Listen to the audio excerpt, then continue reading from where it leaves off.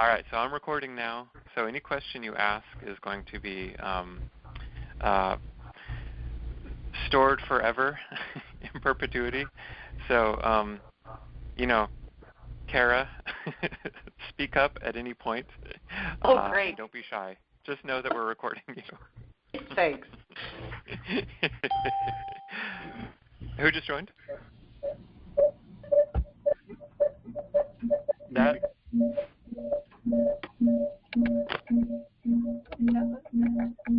All right. Let's see here. Okay. We're very sorry. That was me with the feedback. No worries. No worries. All right, good. I'm going to go ahead and get started. I know we got a few people who are going to straggle in a little later.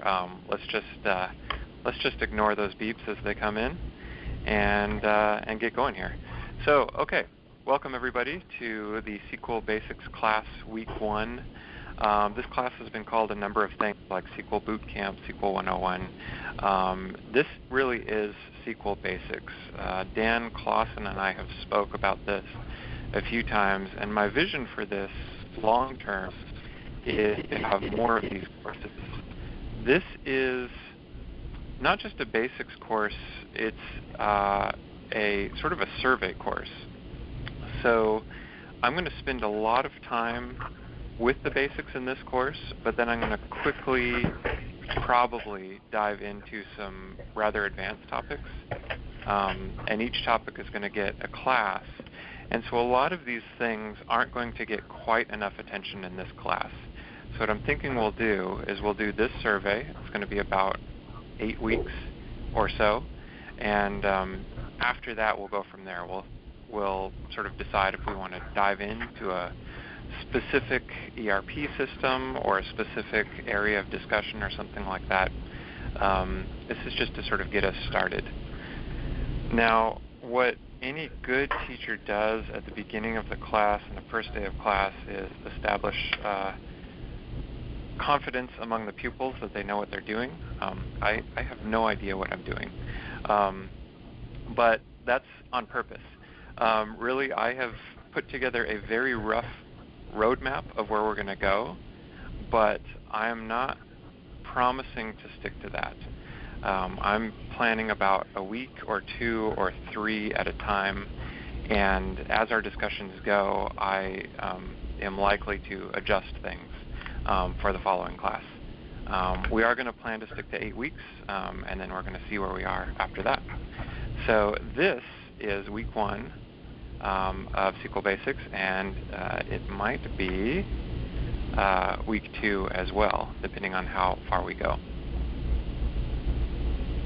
And just to say, I said this sort of before I started recording, this is at least week 1, probably week 2, an absolute beginner's class. This is really built for people who have never even seen SQL. So for some of you, at least this first session might be a little bit boring. For others of you, it might be rather exciting. We'll see. Some of you on this call could probably teach the class, and that's okay. If I say anything really dumb, just chime in. I've got no ego around that. Okay, so what I'm planning with these 8 sessions is we're going to do about 1 hour per session. I don't plan to lecture for more than about 30 minutes, so we're going to do 30-30 where I speak, and then 30 where we discuss your homework assignments, any real-world issues that you're dealing with now. I'd love to sort of transition to that as we go further, where you start bringing in actual problems that you're dealing with, that you're seeing day to day, into the class, so we can do that. The rough course outline is general database and query concepts. What is a database? What are we going to be talking about? Etc. in week 1 and 2. So very, very easy and gentle introduction is my plan.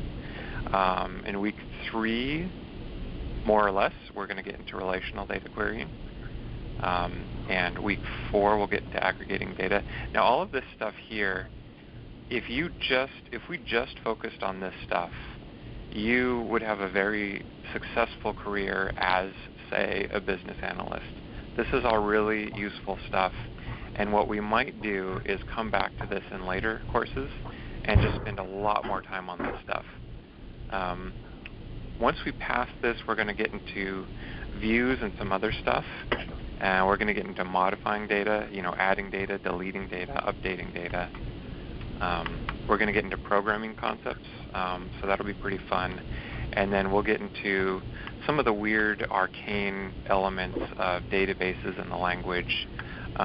Really, it's just stuff that's come up in my career that sort of stretches the limits of SQL and is kind of interesting. So we'll see. Couple of disclaimers here. One of the things is there's a lot of formal stuff in SQL that I'm going to sort of gloss over. I'm using as a template when I first learned SQL about 14 years ago when I first started working with it, is compared to other like actual programming languages, things like that, this is not very abstract, and it's cool because you get right into the data right away. And so I like that. And so what I want to try to do is impart the joy of SQL to everybody, programmers and non-programmers alike, the way I experienced it when I first learned it, the way I experience it now even. So again, if you were to look up any book on SQL, any online tutorial, a lot of these things would spend a lot of time on the sort of arcana, formal definitions, stuff like that, and I tend to skip a lot of that over. But we can circle back and talk about that in a more formal way later if we want. Some practicalities. This is just an introduction, as I mentioned. You are all unique. I already sort of covered this. Some of you could probably teach this class. Some of you are seeing this for the first time. It's all fine. We will make it work, and we'll adjust the agenda if this becomes either too easy or too hard, or too pointless. We'll change it as we go. This isn't necessarily true. I wrote this, but then I decided to give you some concrete homework assignments for at least the first couple of weeks. But one of the things, I'm going to give you a few sort of online practice resources that you can use. I'll give that to you at the end of this class. I'll also post it on the Learning Center in SharePoint. But over time, a lot of you on this call are business analysts, ERP specialists, etc.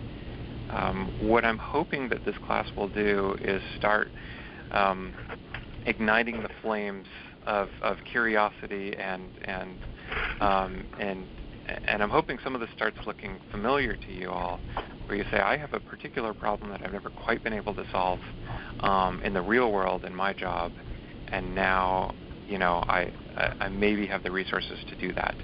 So your homework eventually is going to start being sort of individual to you and to your careers and to your jobs, to whatever problem you're working on now. And I'm hoping to spend at least half of this class talking about those sorts of real-world things, maybe getting some of you all to share your screens with the rest of the group, etc. So yes, I will help figure out what your homework is if you want. The final thing is study groups. I was talking to Sandy Nacella, who isn't here this week but plans to attend later. She wants to sort of go over some of these concepts with the folks at University of Tampa later on. I think that's great. For those of you who are learning this stuff, seek out any sort of SQL resource that you have, database resource that you have at whatever school that you work at the most, and work with them. And I'm happy to join in on any sort of other calls that you make, answer any emails. At some point I'll start a discussion group or something like that. But yeah, everyone get together, work with each other. I'm certainly not the only source of this knowledge at Dynamic Campus.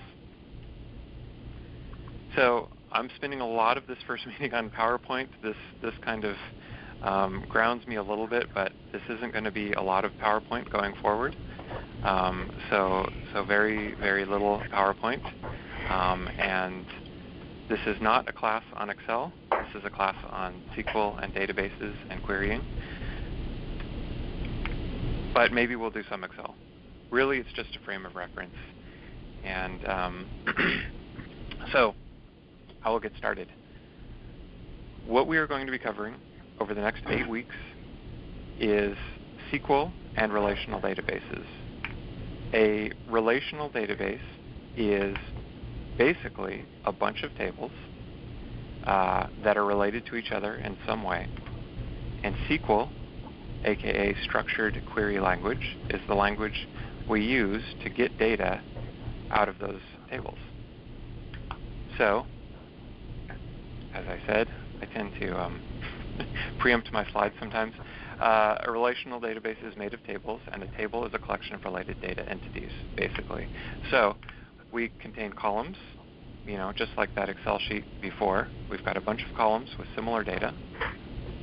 Student ID, first name, middle name, it's all similar data. And then each row, at least in this case, represents an individual student. A table might contain rows of students, rows of employees, rows of invoices, rows of courses, etc. And so if you are familiar with Excel, that part's pretty easy. Just one quick thing, an intersection of a column, like first name, and a row is a field. So we're going to be talking about columns, rows, and individual fields, datums, entities, whatever we want to call it. And again, in a relational database, each table relates to another table in some way. All right, and this is my cue to go into the real stuff. Hold on just a second here. Where am I? Okay, can you all see this? I'm in SQL Server Management Studio. I've got basically a blank page here. All right. Yes.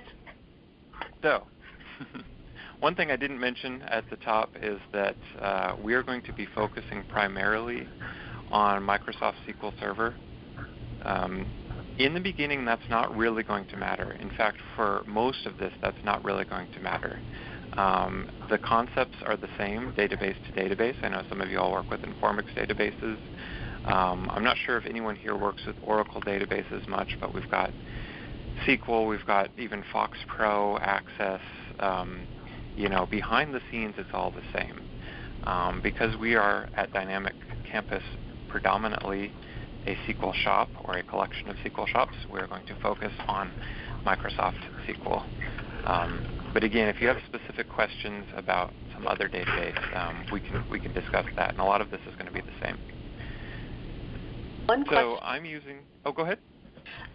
You mentioned Oracle SQL, Microsoft SQL. What's the difference between them? Well, the difference is. Let me talk about both the similarity and the differences. SQL, called Structured Query Language, has, that's a standard language that all of these different database tools implement. So a lot of what you're going to see is going to be the same across every instance of these. Where the differences happen are in small syntactical details. There are cases where, and you'll see this sort of, I might call it out, but there are cases where, where Microsoft SQL wants single quotes, Oracle SQL wants double quotes. Little differences like that. And then later when we get into the programming concepts like functions and stored procedures, again, generally it's the same, but the syntactical details are different. So what we call the differences here are like Microsoft SQL is, the language behind it is called TSQL, stands for Transact SQL, and then in Oracle it's PSQL. So the more advanced we get, the more the differences become apparent in terms of syntax. But it's generally all the same. I suppose you could think of it analogously to like web browsers. So Firefox, Chrome, Internet Explorer, Edge, Opera, they're all the same in a sense in the basics, but they are all independent things that independently implement sort of a standard thing. And so I hope that answers your question. That's in a general sense. We can get into some dirty details a little later. That was perfect. Thank you. Yeah, good, excellent. So what I'm using now is SQL Server Management Studio. This is a free tool that comes with that you can download. I don't know what I was saying there. Free tool provided by Microsoft. There are other tools available. I'm going to be using this for the most part, but there are other tools out there. Michael, this is Patricia. So would Patricia. you recommend, when we do homework and practice, so that, because I don't know if everyone has access to a SQL Server, that to download SQL Server Express? Maybe. Okay. I'm going to cover that during the homework session. What Okay. I have sort of anticipated is some people might not. And so I made a choice, and I might go back on this choice, but I made a choice not to focus so much on the tool. But what we might end up doing is taking a sort of sidebar during one of these courses and go over how to download not only this tool, but if necessary, to install an actual database yourself that you can run on your machine. That's actually what I'm doing with a bunch of faked up data, is I'm running a local database. But just to skip ahead a little bit, for the homework, I've got some online resources that you can use where you can practice these very concepts that I've covered today. And you can even skip ahead if you want. So there are some online SQL practice places where you can start practicing right away. You don't need to install anything. You just need a web browser, and you're fine. The second thing that, if it's feasible, and I know this is going to be different site to site, is I'd like you guys to try to get access to maybe a test version of one of your databases wherever you are, if appropriate. Again, sometimes that's not going to work out, and that's fine, and that's why I have these alternate resources for you. But I'll go over that in a little bit more detail. Okay. But thank you, Patricia. That was a good question. Yeah. So just really quick, I've got a bunch of tables here. I'm only going to spend this class on the students table. But again, as I mentioned in that PowerPoint, a table is sort of like an Excel worksheet, say. So we're going to finally, after after 20 minutes of me talking, we're going to get into some syntax here. This is the basic SQL syntax. This is the same among pretty much every instance of SQL. I'm going to say I want to see what data is in students here. So I'm going to type select star means everything, from students. And I can hit execute. I'm going to hit F5 just as a keyboard shortcut. And so what I have here is my student data. Again, this is faked out randomized data that I made that I can share when we get to that point. And what I have are columns, column headings, just like that Excel slide I showed you, and then rows. And so in each case, I've got a student ID, first name, middle name, last name, date of birth. And each row in this student's table represents an individual student. So we're going to just play around with this students table for a while. So right now I'm selecting everything from students. Select star means select all of these fields. This works on any table that you want. Again, students is a table. But I can also call out individual columns. So I can say like student ID, first name, middle name. See, this is a nice thing about SQL Server Management Studio and a lot of other tools, is that it does attempt to do an autocomplete based on what table I'm selecting from. And so if I run this, these are the same results as just selecting star. And you can see below here that I've got about 81,000 and some change rows. That's 81,000 students in my little table here. So, sticking to our Excel metaphor, I can do things like sort. So if I'm selecting all of these students, say I want these students' names to appear in last name order. Type order by last name. And there we go. I've got all my double A's first. It's the same data, the same number of rows, 81,000 and some change, but now it's ordered by last name. And that's true going all the way down. I can also, and again, I'm going to mention Excel a lot. I will stop a few classes from now. But like in Excel, you can order by one column and then another column after that. Let's say I want to order by last name first and then first name. So I want all my Abergs to come up, and then I'll order by first name. And there we go. So I've got last name order first, and then within each individual last name, I've got Bobby, Michael, and Tyler, etc. Now, say I want to sort like descending, for example. If I'm ordering by last name here, I've got all my A's first. If I order by last name DESC, descending, I get my Z's first. And I go in descending order, as you can see. The order by is basically ascending and descending. But if you don't specify it, it's just going to do ascending by default. Question. Yes, go ahead. If you want columns to be in a different order, when you say select, would you put them in the different order up there? I sure would. Tell me which order you'd like them in. Last name. ID number, last name, first name, middle name. Done.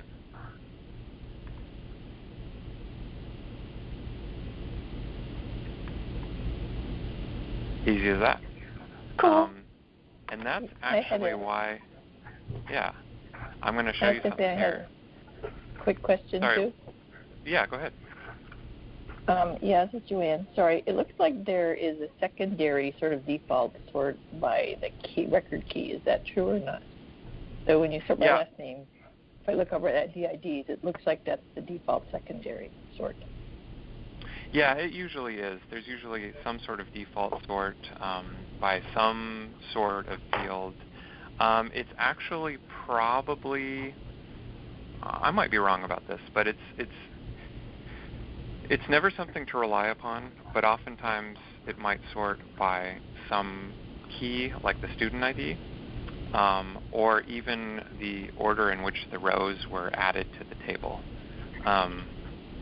So that's a little bit of an implementation detail that you never really want to rely on. But yeah, that is a good question. The SQL engine has to sort it some way or another. But usually it's going to choose it in a way that doesn't make that much sense. So let's just see really quick. If I take off the sort, yep, exactly. So this is the student ID, but when I built this table, I literally built it in this order. So James Lardy came in first, and Ellen Jordan came in second, and then Julie Morrell, etc. So I don't actually know if it's sorting by this or if it's sorting by the order in which I inserted this data. I don't know, and I kind of never cared until now. So good question, Joanne. The other thing is that, again, I think it was Kara who asked this question. If I do star, it selects every column here. And this is just the columns as I've sort of defined this table. But again, if I call out individual columns, as you mentioned, then I have some choice on how these appear in my result sets. And you can even see there's actually a little bit more here. You notice that last name is capitalized and middle name is capitalized, and that's how these appear on my result sets. I can take that a little further if I want by giving all of these columns aliases. So what if I want these to look a little nicer or just different? I can put the alias right after each column name. So student ID is the actual table name, but ID is how I want it to appear in my results. So there it is. Last name, I could change it to LN or something like that, and LN is how it appears in my results. Now again, back to Excel, say I want to take these results and copy them over to Excel to give to like a business person or something. I can make these columns even nicer looking by putting the aliases in quotes and controlling capitalization, spaces, stuff like that. See, I couldn't do this. I'd get an error. Incorrect syntax. And that's just because of the space here. But if I just put this in quotes, let me just do this for all of these.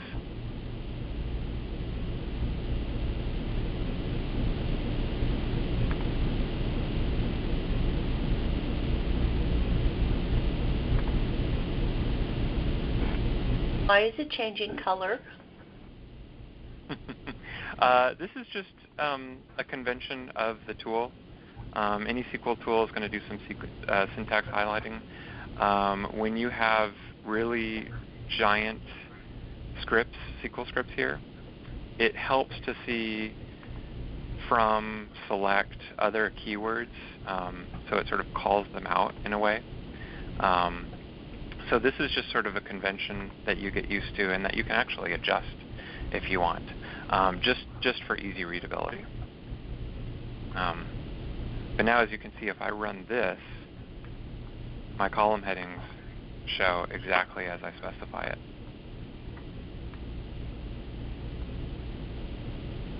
We'll talk about these ugly-looking dates later. Not today, but anyway, this is a date. So, again, as with every time I've selected from the students table, I get 81,000 and some change rows. But what if I want to filter them out in some way?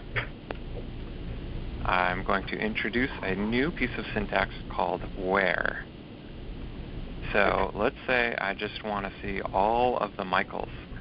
I can say where first name, I have to refer it by the actual name, not this pretty column name, where first name equals Michael. If I run this, I've got everyone in my students table whose first name is Michael. And as you can see, before I had 81,000 plus rows, now I have only 901 rows. So a couple other things, let me just pull up another example. Again, I can sort this as well, order by last name. And there we go. All of the Michaels in last name order. So let's add a couple of other things. Let's say I want to see everyone whose first name is Michael and last name equals Alan. Now I've filtered it down even further. I can do this with every column that I want to filter it down to exactly the data that I want. Just a couple of other things here. I'm going to sort of blow through this syntax here, but please do stop me if you have questions if it doesn't make sense. So I've done an and, you've seen, but now let's say I want to say or. So I'll say where first name is Michael or first name equals Joanne. So now I have all of my Michaels and all of my Joannes. My Joannes are sort of peppered through here in a way So what I'm actually going to do is I'm going to order by first name first. Now here are all of my Joannes, and you can see I didn't build this data perfectly. There's some funny looking data in here, but I've got all of my Joannes first in last name order, and then I've got all of my Michaels in last name order. You'll notice here, I'm glad this came up, SQL, Microsoft SQL by default is case insensitive. There are ways around that if we need to, but generally this sort of works. If you're looking for Joanne, you don't have to worry about the capitalization. So again, where first name equals Michael or first name equals Joanne returns me 932 rows. If I were to change this to Joanne, like yell it, like I usually do when Joanne's here with me, just kidding, and Michael, I'll whisper it and run that, still 932 rows. So case doesn't matter in this case. Again, there are cases where it might to you in a specific application, but just know that by default we don't care about case. So what if I had a bunch of folks like or first name equals Bobby, or first name equals, I don't know, Clint, etc. I can do that, and again, I have even more rows, some Bobbies, some Clints, but a little shortcut here, because this is a lot of text. I'm going to change that to this. I'll go ahead and comment this out. 2 dashes in Microsoft land comments it out. And instead, I'm going to say first name in Michael, Joanne, Bobby, Clint.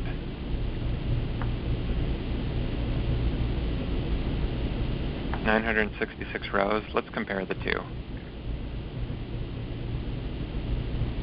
966. Good.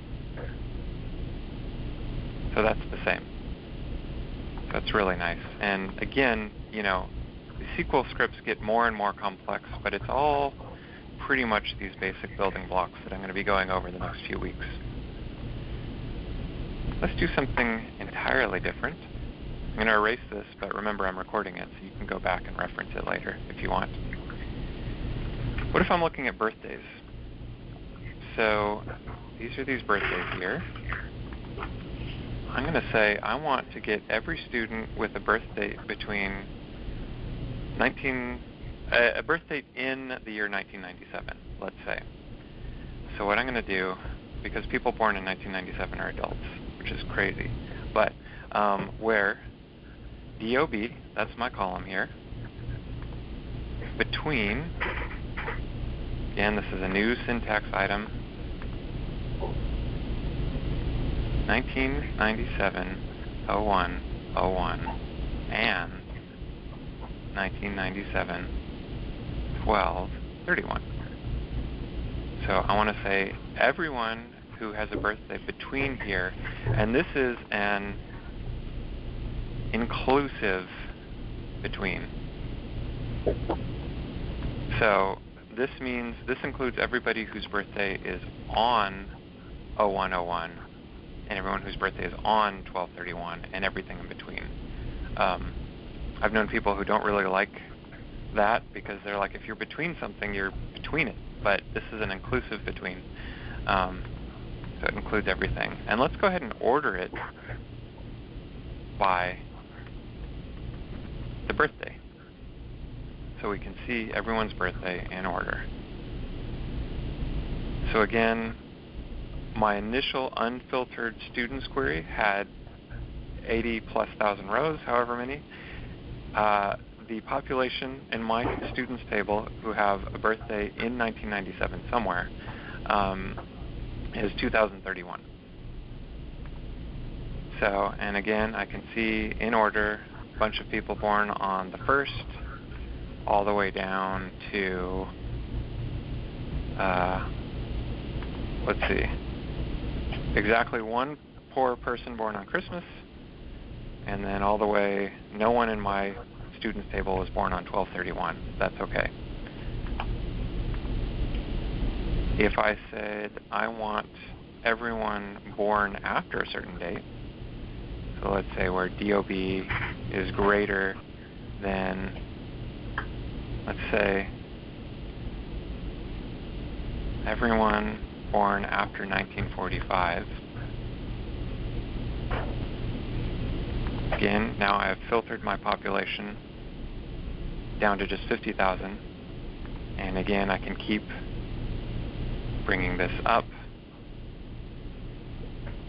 I filtered it even further. Michael, if you wanted to include January 1st, would you have to put in greater than or equal to? Yes. Thank you very much. Let's see if that does anything here. So I've got January 4th. Is anyone born on January 1st, 1965? No. But that's okay. That's just the nature of my data.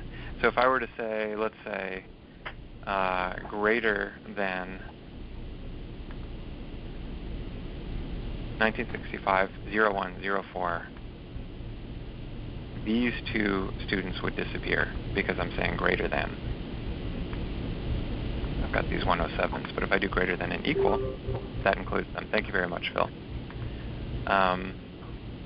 If I say where DOB is greater than or equal to this date, and DOB is less than or equal to 1975 0101, for example, that gets me everybody who was born between 1965 and 1975, about 4,000 folks.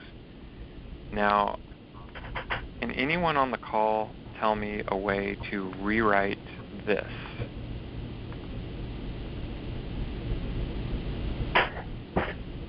You can use between, can't you? Yay. All right. Thanks, Ryan. We rehearsed this. DOB between 1965, 01, 04, and 1975, 01, 01.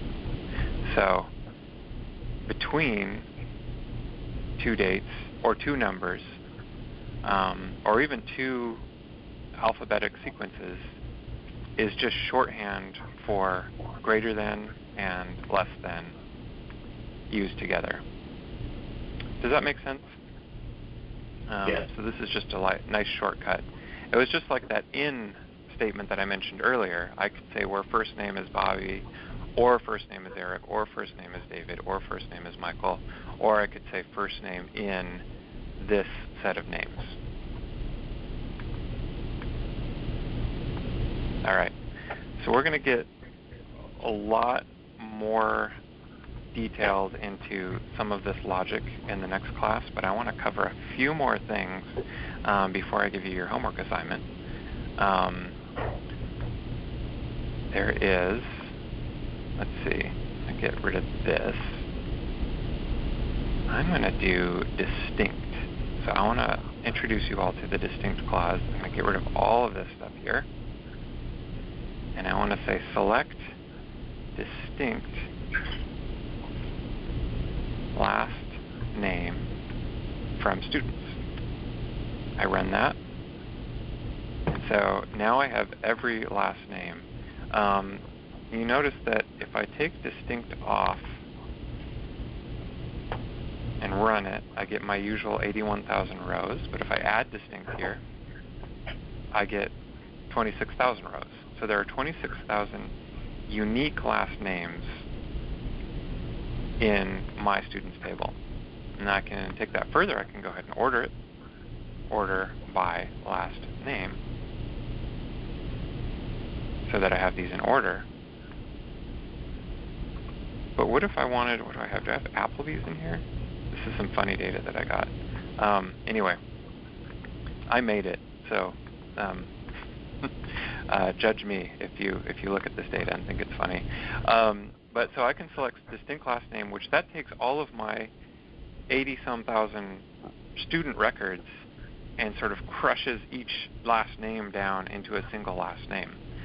And so what if I wanted to say, so I can order it by last name, what if I wanted to say distinct last name, but order by birth date? I can't do that because I've already crushed my last names down into single last names. I cannot then order it by birth date because what SQL is asking is which birth date. So if I were to do something, just to make that a little clear, if I say select last name from students where last name equals Jones, I've got 341 here. If I say select last name and birth date, I get my last names and my birth dates. But if I were to say select distinct last name from students where last name equals Jones, how many results do you think I'm going to get? It's one. Exactly. Because I am taking all of these duplicate last names and crushing them down into one.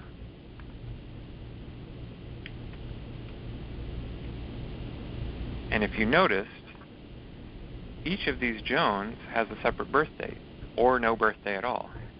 So if I were to say select distinct last name from students where last name equals Jones, order by birthday, which birthday? I don't know. The only way I could do something like this is if I include birthday here. And now I'm not going to get one result. I'm going to get a lot of results because my distinct clause is looking at all of the data. So it looks yep, go ahead. So this is Rob. If I'm sure you're probably going to roll into this, but so I don't want DOB to show on the report, but I want to select by it. Say that again? Oh, yeah. I want to select by DOB, but I don't need it to show up in the list. Oh, absolutely. Yeah, nope, that's very good. So let's take distinct out of it because distinct, causes us some problems. We want it a lot, but it can be problematic. But let's say that let's go back to our original here.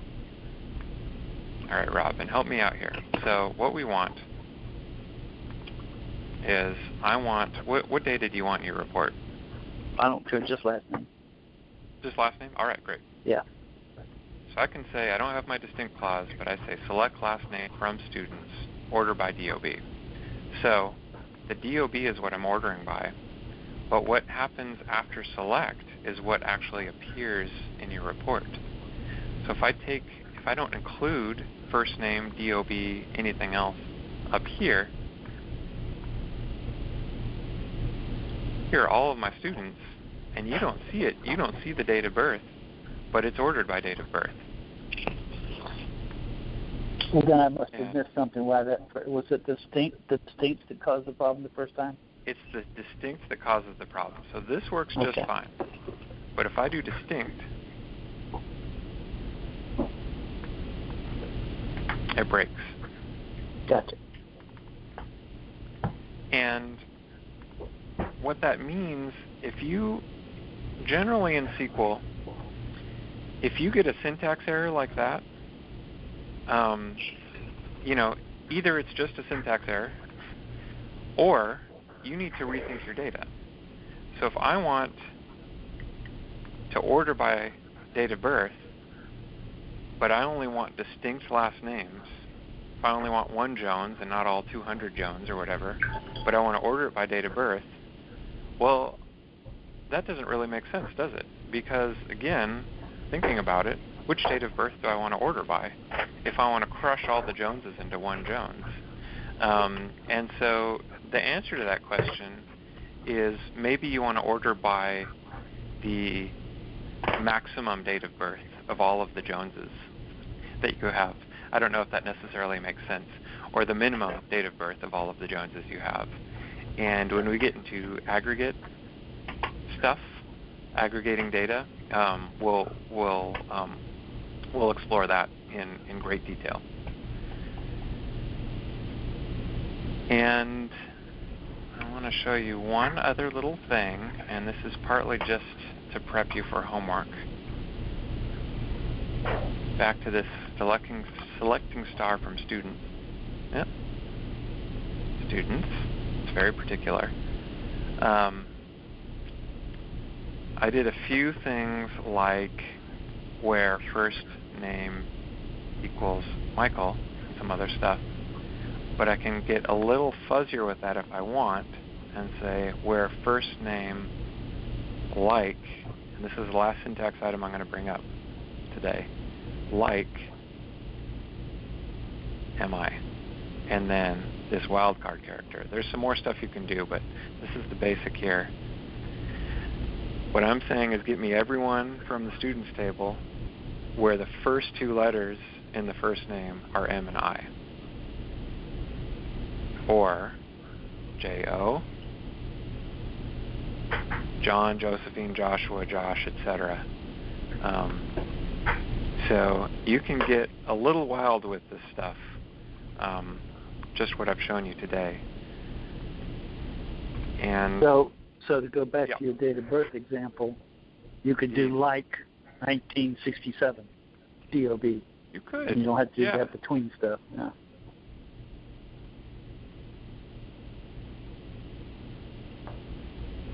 There you go. But how? Exactly. But how would you have it know that the 1967 was the year? How does that work? Because it's Well, the first four characters. Yeah.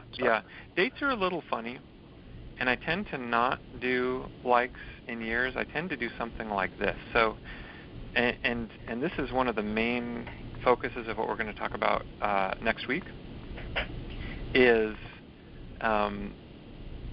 data types. So I'll just a preview. These are numbers. This is text. In SQL we call them var chars, but it's just text. And then these are dates.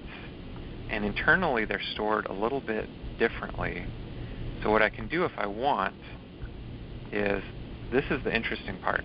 So if I say where DOB equals this full thing, let's say not just 1997, but this particular person's birthday, I get results. 1997, 11:14, 0 hours, 0 minutes, 0 seconds, 0 milliseconds.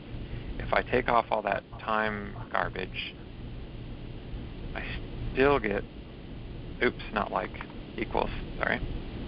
still get those same three sets of data, but I can even do this. Watch this.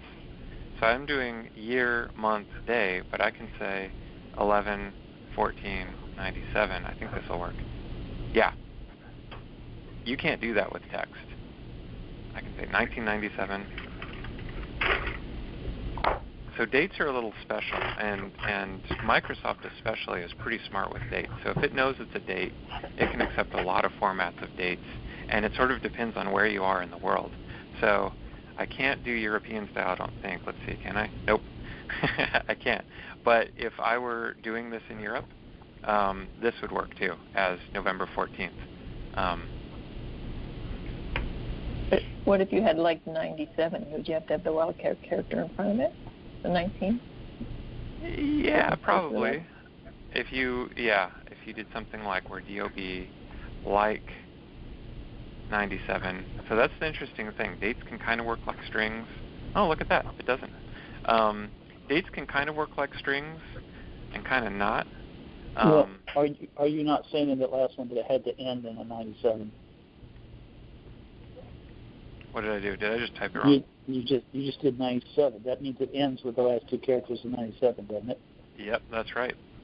Very good. If I put wildcards on both sides. Nope. Huh? Still fails. But check this out. You got to put like, don't you? You said equal. I do have to put like, this happens to me a And you lot. got to put DOB. Put DOB in the front. There we go. How about with? How about where? Oh, where, yeah.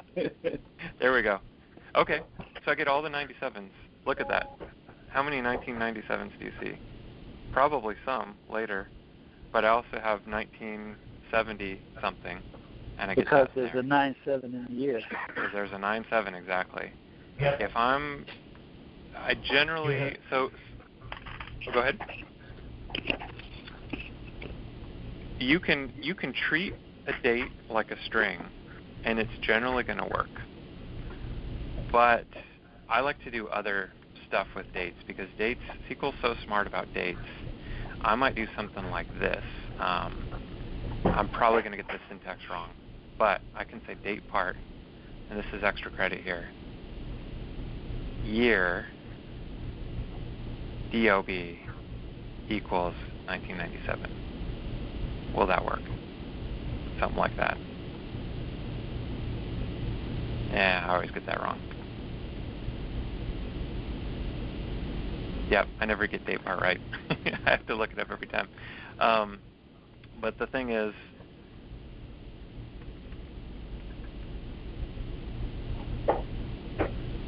with dates, and we'll get more into this, you can slice and dice them in any way.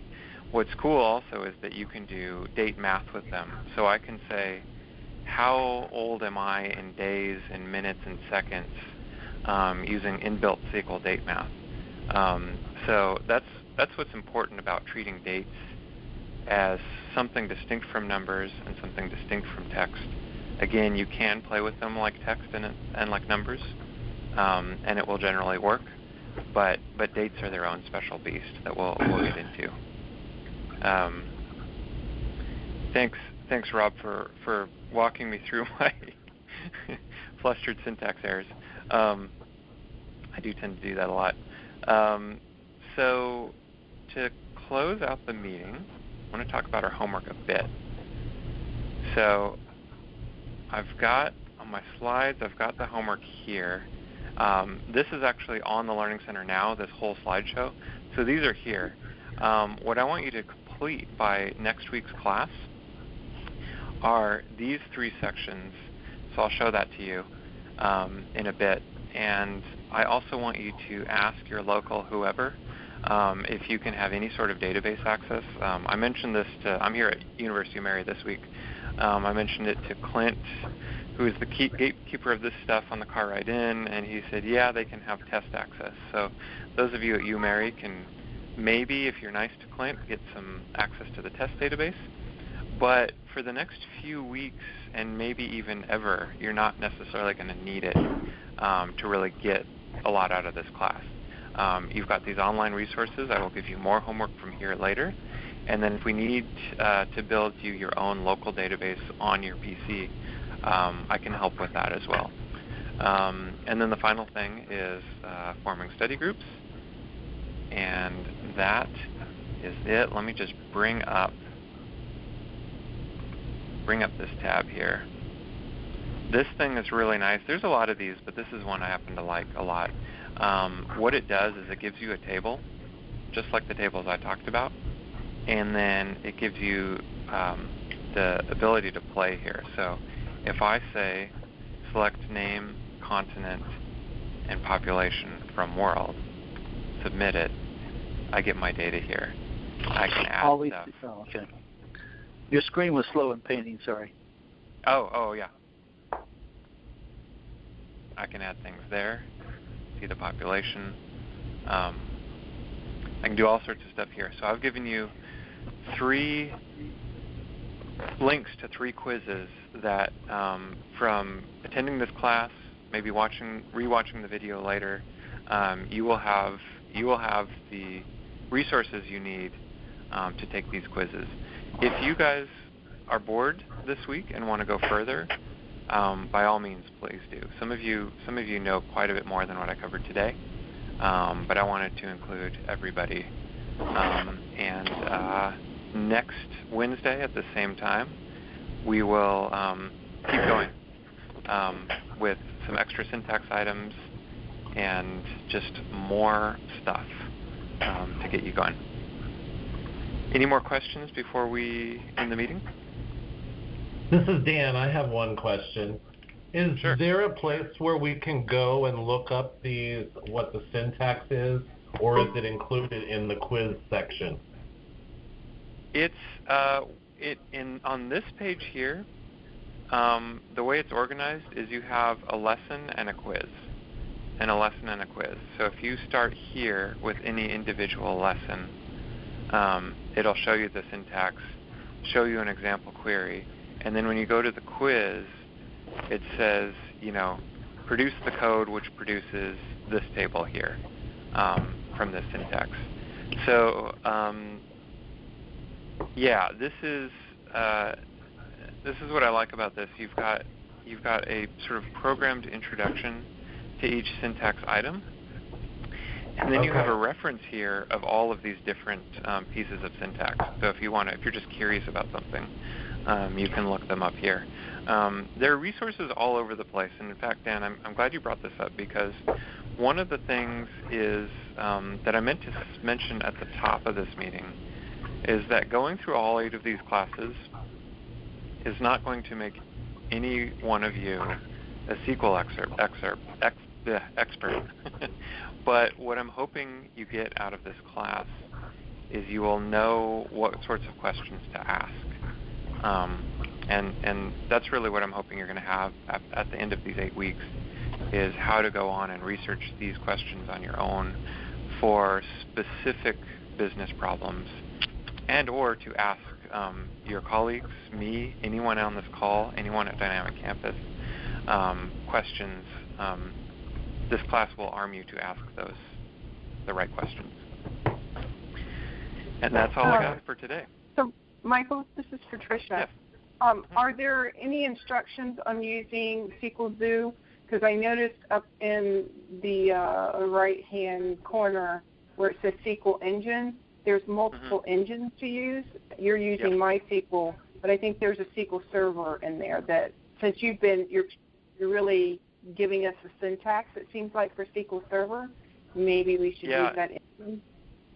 You could, and that's a good observation, but what's fun here is that all of this stuff, for the first 4 weeks at least, this isn't really going to matter. Okay. So everything, if you did everything here on MySQL and copy and pasted it over, say, to some SQL Server engine, you get the same results. Okay. That's a very good question. But you can sort of see, actually, just really quick, if I said select name and gave it a column alias like I did earlier in this call, country name, something big like that, and submitted it. Let's see here. Oh, that's funny. Wrong answer. Well, that's the funny thing. It says wrong answer, but who cares? Wrong answer. It returns results. If I say select blah, I'm going to get an error.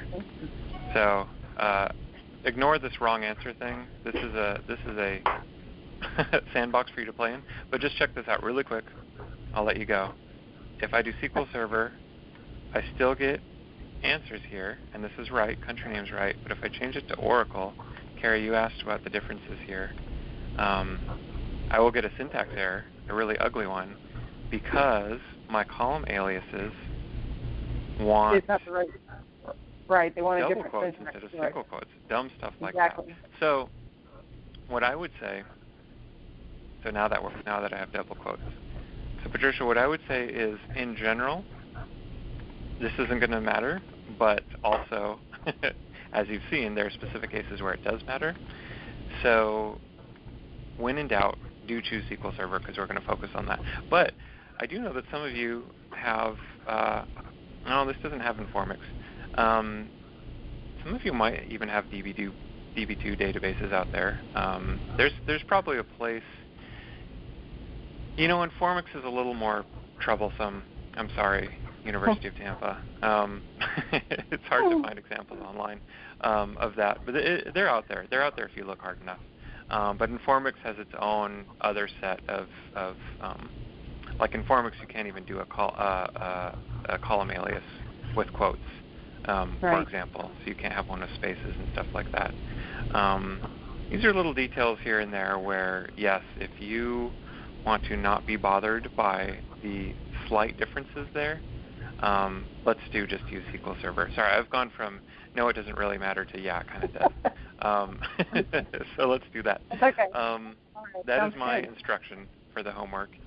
My final thing is I'll be posting this video as soon as freeconferencecall.com makes it available to me on the Learning Center site, which is here. I've got my presentation. I've got just a test thing that I'll probably take down, but you can look at that. And I'll be posting this in a minute. And please, everyone, don't hesitate to reach out to me if you have any questions. And I might bring other people who are on this call onto that reply. Questions about the class, about individual things that you're working on, about anything you want, really. And I will see you all at the same time next week. All right. Thank you, Michael. Very good. Thanks a lot. Thanks a lot, guys. Thank you, Michael. Take care. Bye-bye. Bye-bye. Thanks. Bye-bye. Thanks. Bye. Thanks, Mark.